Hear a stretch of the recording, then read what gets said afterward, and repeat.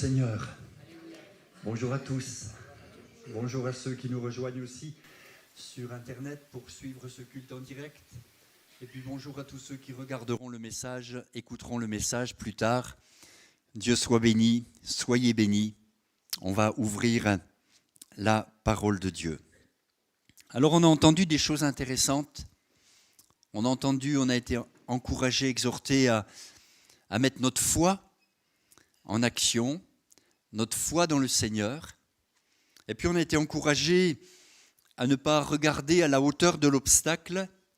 Et souvent, c'est vrai, on regarde aux difficultés, aux problèmes, et on pense que déjà tout est, comme on dit dans le proverbe, les carottes sont cuites. On a fait l'enterrement avant même de mourir. C'est déjà terminé. C'est dans notre tête tout ça. On regarde aux montagnes et évidemment elles s'imposent par leur hauteur, par leur masse. Et on oublie de regarder à Dieu. Et puis, j'aimerais ajouter, pour être un peu complet, on regarde à nous-mêmes. On regarde à nous-mêmes. Et là aussi, ce n'est pas la bonne direction. Si je regarde à moi-même un seul instant, je suis perdu. Je ne peux pas me sauver. Il faut que je regarde au Sauveur. Et tout est une question de regard, de direction du regard. À qui je regarde? À quoi je regarde? Ni les difficultés, ni ton état actuel ne sont les bonnes directions vers lesquelles regarder.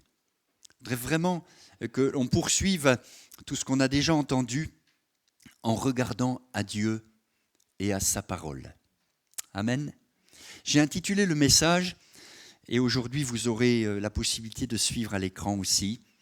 J'ai intitulé ce message « Dieu veut remplir ton vase ». Amen. Nous sommes des vases. Je n'ai pas dit des cruches, hein. Des vases. Nous sommes un récipient. Nous sommes, notre âme est un vase. Et ce qu'il y a dedans est très important. D'où le titre du message, Dieu veut remplir ton vase. On va commencer par un constat. Nous étions des vases de colère. C'est écrit et c'est vrai. Regardez les textes. Je vais trop vite. C'est ça, voilà. Romains 9, 22. Et que dire si Dieu, voulant montrer sa colère et faire connaître sa puissance, a supporté avec une grande patience des vases de colère formés pour la perdition.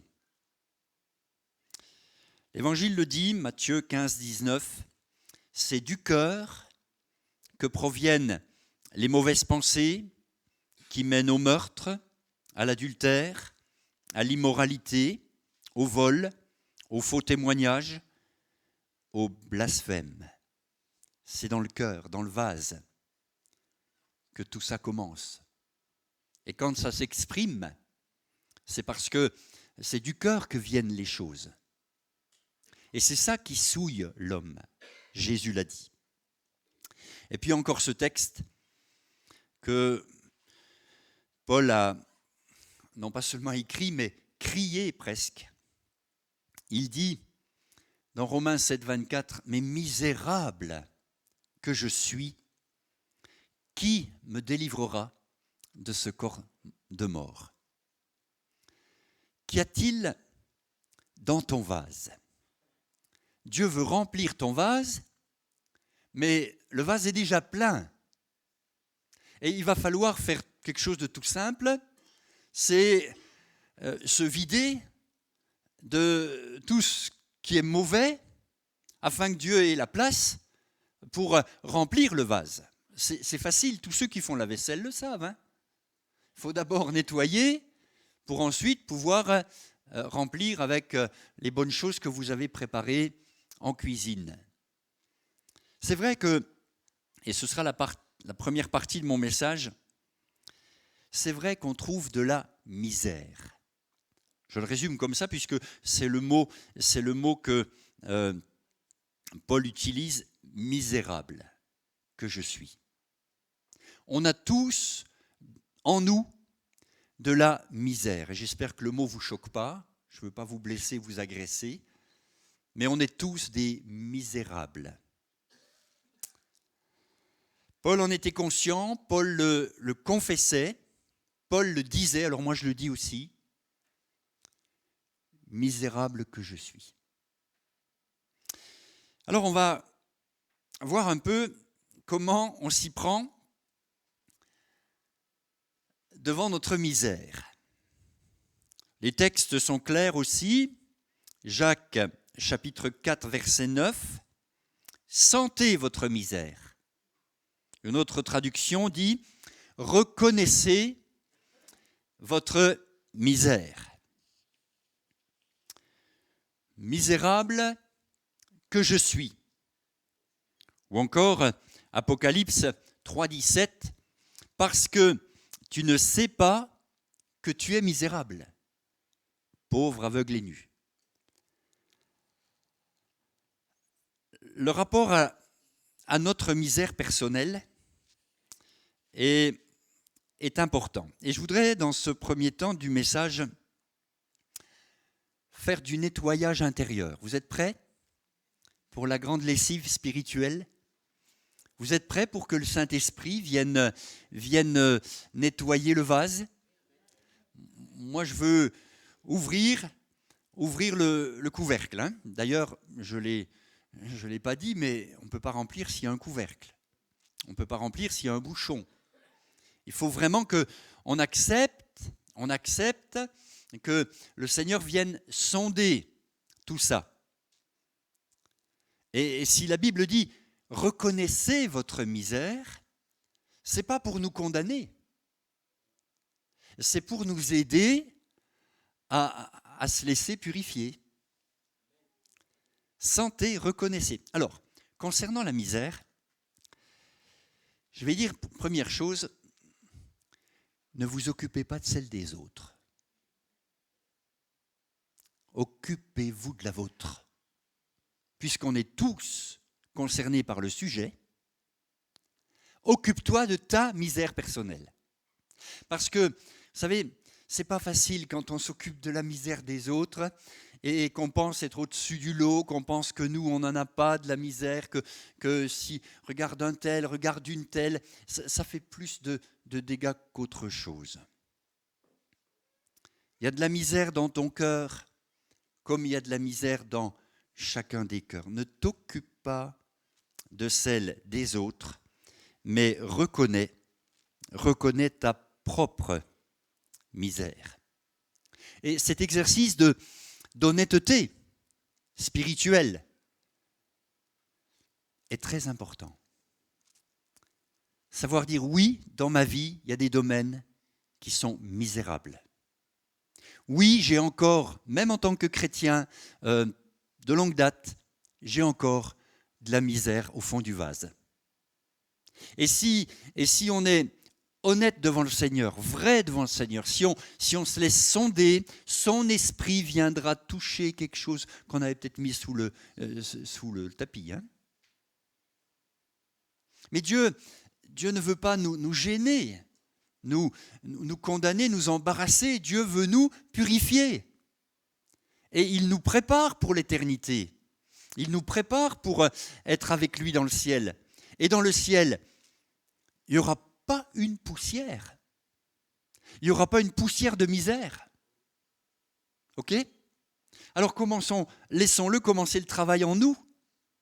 Et quand la Bible dit « sentez votre misère, reconnaissez votre misère », ne vous occupez pas de celle des autres, mais reconnaissez votre propre misère. J'ajouterais acceptez de vous laisser aider. Et ça, on a du mal. Hein. On a du mal parce que ça veut dire confesser certaines choses. Or, la Bible le dit, confessez vos péchés les uns aux autres. Et ça, c'est un exercice que je trouve de plus en plus rare. On joue aux saints, on joue aux bons chrétiens, on montre, on affiche une belle vitrine. Dans ces temps de fin d'année, les vitrines sont très belles. Mais ça, ce n'est que la façade. Et Jésus a parlé aux pharisiens en disant, vous êtes des sépulcres blanchis. À l'intérieur, ce n'est que méchanceté, rapine, vol, adultère. Il n'y allait pas par quatre chemins avec ces hypocrites qui soignaient la façade et qui, à l'intérieur, avaient toutes sortes de mauvaises choses. Accepter de se laisser aider. Même Jésus a accepté qu'on l'aide à porter sa croix. Dans sa faiblesse, dans son humanité, dans sa souffrance, dans sa passion, on l'a aidé à porter sa croix. Accepter de se laisser aider, ça veut dire mettre son orgueil sous le mouchoir. D'accord ? Tant que tu ne voudras pas, bien sûr, tu ne vas pas le faire au micro le dimanche matin, hein ? Mais si avec un frère ou une sœur de confiance, qui ne va pas mettre ça sur les réseaux sociaux la minute d'après, hein, mais avec quelqu'un de confiance, de spirituel, qui saura simplement écouter et prier pour toi, tu verras que l'exercice est extraordinairement puissant et fort. Parce qu'on a besoin les uns des autres. Vous savez qu'on est tous des pécheurs, sauvés par grâce, certes, mais qui sont en chemin. Et ce serait quand même bien si on se donnait un coup de main, non ? Vous savez, le ministère, l'enseignant, le pasteur que je suis, il est là pour vous aider. Il est là pour peut-être vous donner l'occasion, dans l'intimité d'un bureau, dans la confidentialité d'une confession, pouvoir vous aider à passer ce pas. Et quand vous l'aurez fait, vous direz, mais je suis bête de ne pas l'avoir fait avant. Hein. Ça fait du bien de vider son sac, comme on dit, de passer par cette étape-là et d'accepter de l'aide. Autre chose encore que je voudrais ajouter, laissez-vous vaincre par votre misère. C'est-à-dire que votre misère va vous amener à crier comme Paul, « Mais misérable que je suis ». Notre misère nous amène à la croix. Notre misère nous fait ressentir notre besoin de pardon, de salut. Et la première bénédiction que le Saint-Esprit nous a apportée, c'est de nous convaincre de péché. Ça nous amène à nous tourner vers la croix, vers ce que Jésus a fait à la croix pour nous. Il a pris notre place, il a pris notre condamnation, il a pris toute notre misère sur lui et il en est mort. Alors il y a eu mort d'homme pour que toi tu ne meures pas. Il y a transfert de la misère, de ta misère sur lui. Et lui en meurt. Lui, il est condamné. Lui, il est pour un temps abandonné du Père. Lui, il meurt à ta place. Alors quand j'ai de la misère, au lieu de la cacher, je viens à la croix, la confesser. Et je dis, Seigneur, tu es mort à cause de ça. C'est moi qui t'ai fait mourir. Et quand le Saint-Esprit nous explique ça, on est brisé, mais quel bon brisement. On est humilié, mais d'une bonne humiliation. Et on est devant le Seigneur en disant, Seigneur, oui, fais-moi grâce. Ne cherchez pas à remédier à votre misère avec des moyens humains, mais avec des moyens spirituels. Parce que ce ne sont pas des médicaments dont vous avez besoin pour calmer votre culpabilité ou votre dépression, mais c'est d'une action du Saint-Esprit. Et quand le Saint-Esprit vient non pas pour condamner, je le répète, mais pour révéler les choses, sachez que vous êtes sur le bon chemin. La misère est pédagogique, on va dire. Elle est pleine d'instructions et on va y remédier avec des moyens spirituels. Bien sûr, il faut que j'ajoute quelque chose d'important. Il y a un accusateur qui vient là et qui accuse, culpabilise. L'accusateur, il sera toujours là. Et vouloir une vie chrétienne sans l'accusateur, c'est une fausse doctrine, vous voyez.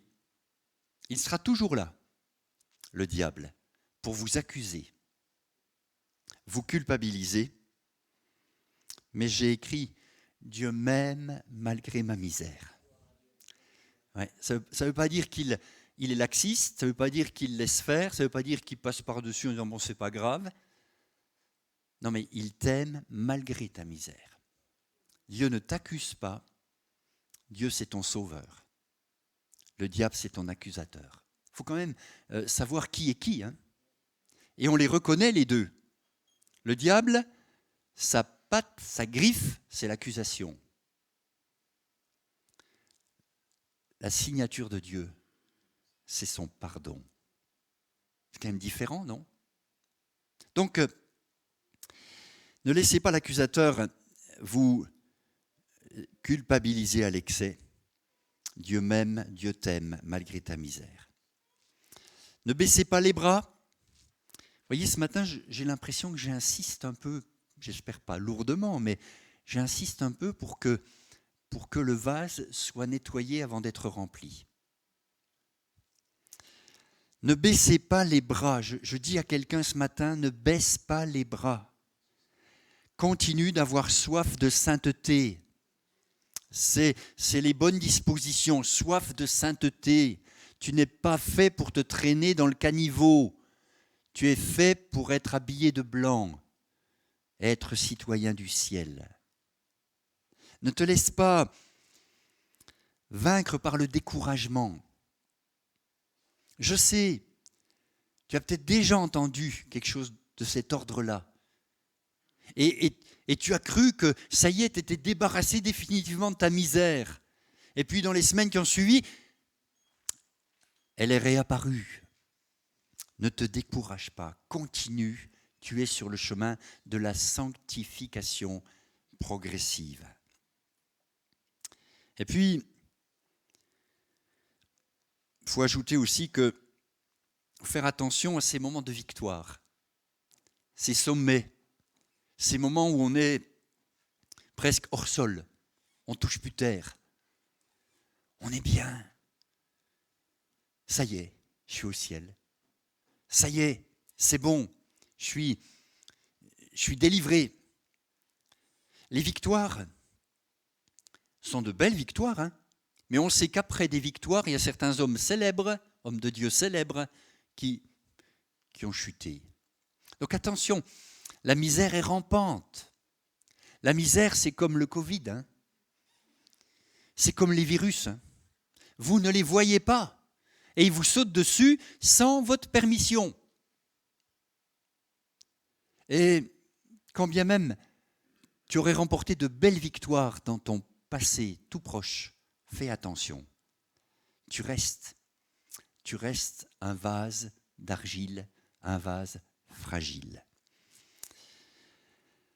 Alors, malgré notre misère, continuons d'avancer. Reconnaissons nos limites, confessons-les. Il y a des exemples. Dans la parole, j'ai cité Josaphat. Nos yeux sont sur toi. Nos yeux sont sur toi. Vous voyez, ils ne regardaient pas au nombre qu'ils étaient, à la faiblesse de leur armée. Nos yeux sont sur toi. Dans le désert, alors qu'ils étaient piqués par les serpents, un regard sur le serpent d'airain suffisait pour les guérir. C'est un regard de foi. Et en parlant du vase que nous sommes, je ne voudrais pas qu'on prenne le temps juste ce matin de regarder à nous-mêmes, parce que si on regarde à nous-mêmes, en nous-mêmes, eh ben, il y a plein de choses à nettoyer, mais de regarder à Jésus. J'avance parce que l'heure tourne.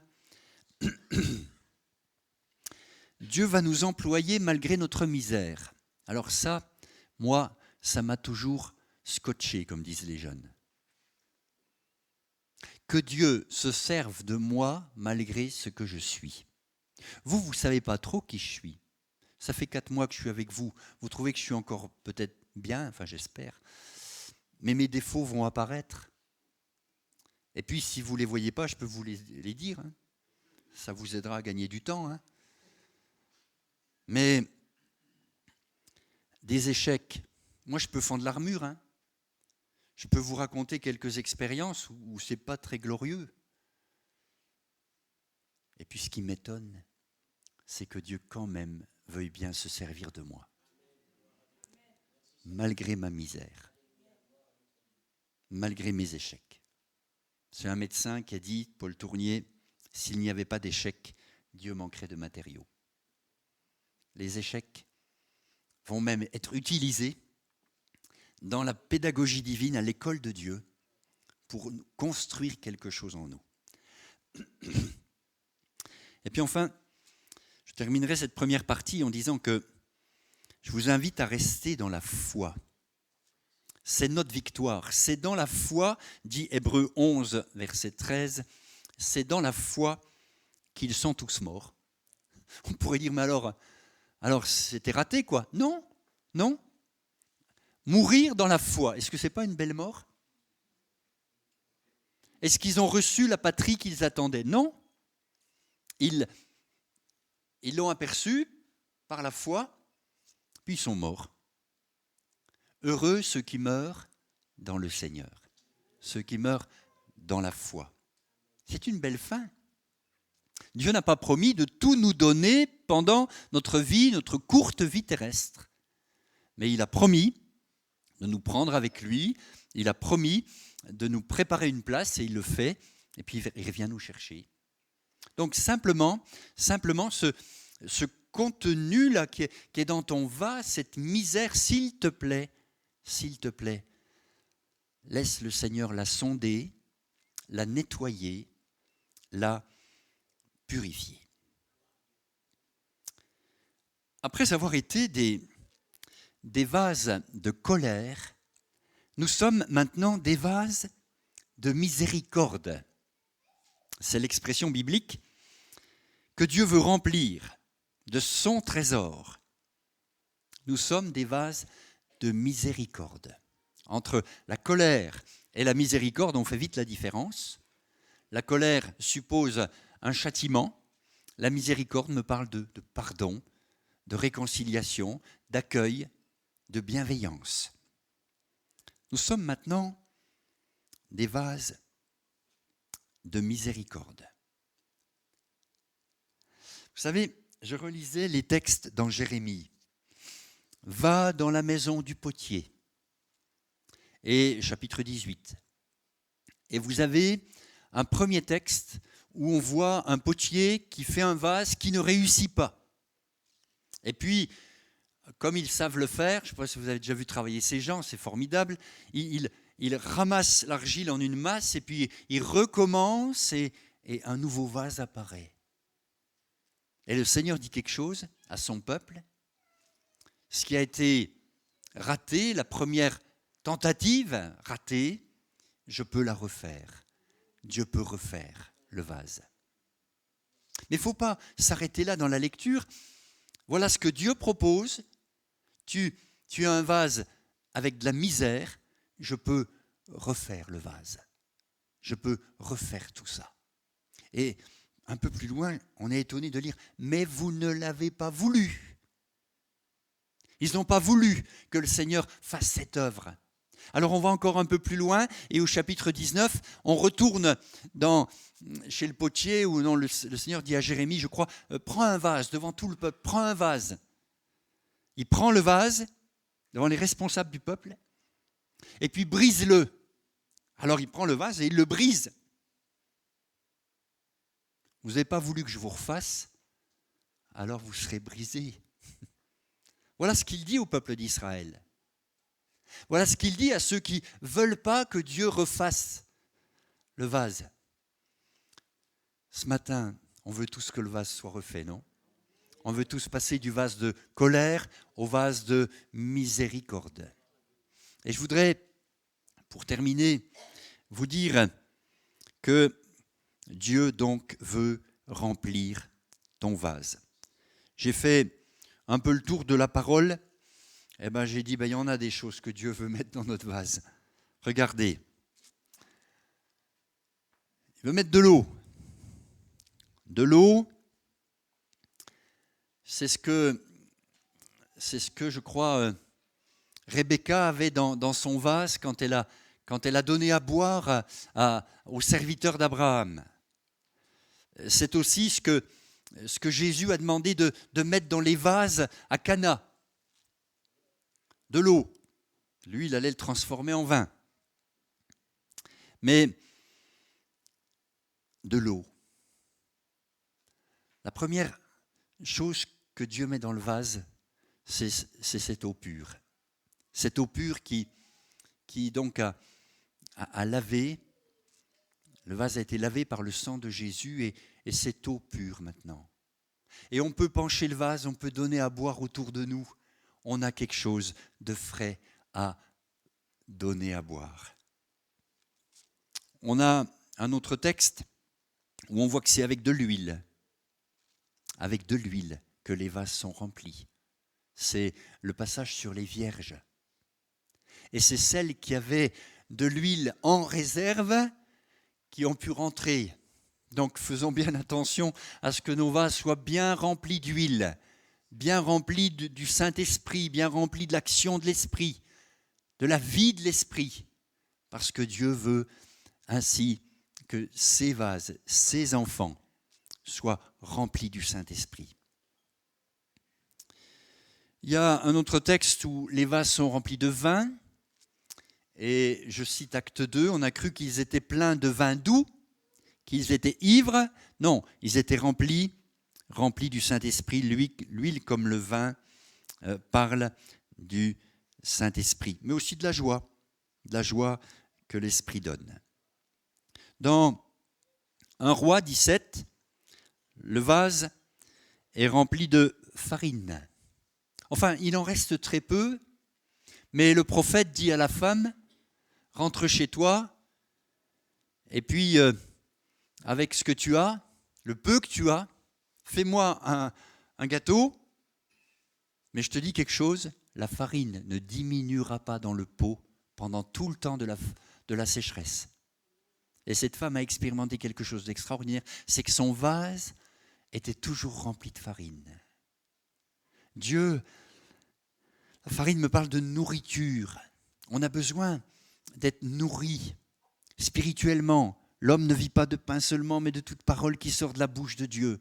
On a besoin d'une nourriture. Notre vase ce matin, je veux le remplir de la nourriture spirituelle. Ça remplit bien le vase. On trouve encore un autre texte dans Marc, chapitre 14. Une femme est venue avec un vase rempli de parfum. Et elle est au pied du Seigneur, elle verse le parfum sur lui. C'est en vue de sa sépulture. La maison va être remplie de l'odeur du parfum. Et ce vase qui est devant le Seigneur dans l'amour, dans l'adoration, va répandre sur lui le parfum de grand prix. Je suis persuadé que la louange, l'adoration est un parfum de bonne odeur.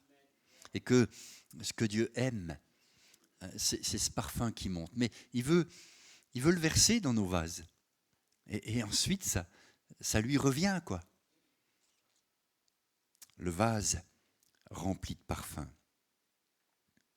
On pourrait encore ajouter que du temps de Jérémie, il y avait dans le vase un rouleau de la parole. Écris ce que je te dis, et puis mets-le dans un vase, afin qu'on le conserve longtemps. D'ailleurs, dans les grottes de Qumran, on a trouvé les rouleaux de Jérémie dans les vases. Et c'est incroyable. Après des siècles passés, on a retrouvé dans les vases les rouleaux du livre, et très très peu abîmés. Et on retrouve les textes comme c'est écrit dans nos Bibles. C'est quand même incroyable. Mais dans ton vase, Dieu veut mettre sa parole. Dieu veut mettre ce qui est écrit. Et c'est avec ce qui est écrit que tu pourras dire à l'adversaire, il est écrit, comme Jésus l'a dit au diable quand il est venu le tenter. Alors, c'est important. Vous voyez, il n'y a pas qu'une chose. Il y a de l'eau, il y a de l'huile, il y a du vin, il y a de la farine, il y a du parfum, il y a sa parole.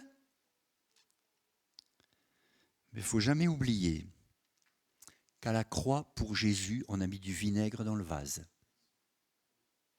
On a pris une éponge, on a imbibé l'éponge avec le vinaigre, et puis on lui a présenté à boire ça quand il a dit « j'ai soif ».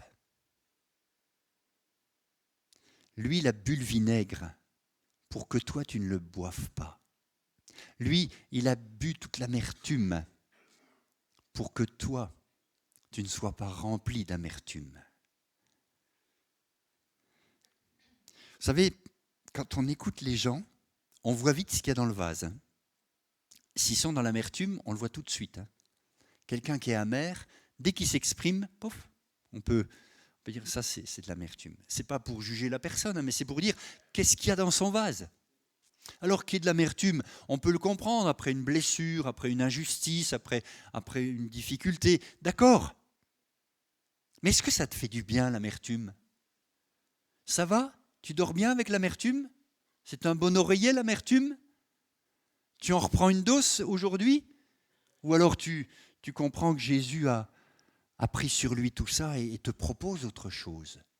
Choisis quelle qualité de vie tu veux avoir. Choisis qui va remplir ton vase. Et Dieu veut remplir ton vase.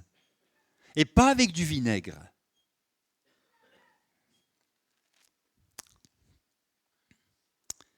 Mais je dirais avec son amour. L'amour de Dieu est répandu dans nos cœurs par le Saint-Esprit. Je vais terminer en vous disant quelque chose de très important, 2 Corinthiens 4, 7. Nous portons ce trésor, c'est un trésor, l'eau, l'huile, le vin, la farine, le parfum, la parole, l'amour, c'est un trésor. Christ est un trésor. Nous portons ce trésor dans des vases de terre, dans des vases fragiles. Et Timothée le dit, dans une grande maison, il n'y a pas seulement des vases d'or et d'argent, mais il y en a aussi de bois et de terre. Les uns sont des vases d'honneur, les autres sont d'un usage vil. Si donc quelqu'un se conserve pur en s'abstenant de ces choses, il sera un vase d'honneur, sanctifié, utile à son maître, propre à toute bonne œuvre. Nous sommes des vases qui veulent être des vases d'honneur, des vases propres à toute bonne œuvre. Je vais terminer par une anecdote. Elle s'appelle l'anecdote du porteur d'eau. Ça se passe au Moyen-Âge, du temps des châteaux. Vous aimez les histoires avec les châteaux, les châtelains, les châtelaines? Moi, j'aime bien. Allons au Moyen-Âge, dans ce château, le maître du château avait un serviteur qu'on appelait le porteur d'eau. Parce qu'à l'époque, il n'y avait pas de robinet dans la salle de bain. Il fallait descendre à la rivière en bas, chercher de l'eau. Et ce porteur d'eau avait donc une grande canne en bois qu'il portait sur ses épaules, et à chaque bout de son bout de bois, là, il y avait une ficelle et un seau attaché. Et notre porteur d'eau, arrivant à la rivière, remplissait un seau, remplissait l'autre seau et remontait au château pour apporter de l'eau à son maître. Et on l'appelait le porteur d'eau. Et puis l'histoire raconte, mais ça c'est l'histoire, que le seau de droite, un jour, s'est mis à parler au porteur d'eau. Il a dit, t'as pas vu que j'ai des fuites? T'as pas vu que quand on arrive en haut, j'ai perdu les 3/4 de l'eau que tu avais puisée dans la rivière? Pourquoi est-ce que tu te sers encore de moi? Je suis plus bon qu'à mettre à la poubelle. Le sot parlait ainsi à son propriétaire. Le porteur d'eau lui a dit, écoute, demain, quand on ira à la rivière, tu feras bien attention. Mais sur le bord du chemin, de ton côté, tu regarderas. J'ai semé des fleurs et l'eau que tu perds sert à les arroser. Et de temps en temps, je peux faire un beau bouquet pour le mettre sur la table du maître. Et le sot a compris, le sot c'est nous, que fêlé comme il était, laissant échapper l'eau, en fait, il servait quand même à bénir. J'aimerais me dire à quelqu'un que tes fêlures, tes blessures, tes brisures, laissent passer quelque chose qui bénit quelqu'un, qui encourage quelqu'un. On est tous des vases de terre, des vases d'argile, des vases fragiles, des vases avec une fêlure. Qui n'a pas de fêlure? Mais l'important, c'est que quand on les reconnaît, quand on les identifie et quand on place le trésor à l'intérieur, eh ben ce trésor va, c'est drôle, passer par ces fêlures pour bénir d'autres autour de nous. Je ne sais pas pourquoi j'ai eu l'enfance que j'ai eue. Je ne sais pas pourquoi Dieu a permis les blessures qui m'ont été faites. Mais je sais une chose, ces blessures, par ces blessures, aujourd'hui, quelque chose passe en moi pour les blessés de la vie. J'aurais certainement préféré ne jamais être blessé. Mais au lieu que mes blessures me dominent, elles deviennent un chemin par lequel passe la bénédiction de Dieu. Donc ne sois pas en révolte contre Dieu qui a permis ces choses dans ta vie. C'est un débat sans fin, ce truc-là. Mais accepte d'être un vase de terre, fragile, fêlé, mais qui laisse passer la lumière. Que Dieu vous bénisse. Il y a de l'espoir pour les vases de terre. Il y a de l'espoir. On bénit le Seigneur ensemble. Merci Seigneur. Merci pour ta parole. Merci pour l'encouragement qu'elle apporte. Merci pour tout ce que tu verses dans nos vases. Merci mon Dieu de bénir abondamment nos vies afin de les nettoyer le plus possible, Seigneur. Et que mon Dieu, dans nos vases, eh bien, il y ait tout ce que tu as réservé pour nous. Seigneur, oui, que ton huile coule, que ton parfum coule, que ton amour coule, et que nous puissions nous entraider, Seigneur, nous encourager mutuellement. Et Seigneur, vraiment, Seigneur, avancer ensemble, parce que tu es celui qui met dans nos cœurs ce trésor inestimable. Sois béni, Père, dans le nom de Jésus. Amen. Amen. Dieu vous bénisse et bénisse sa parole entendue ce matin.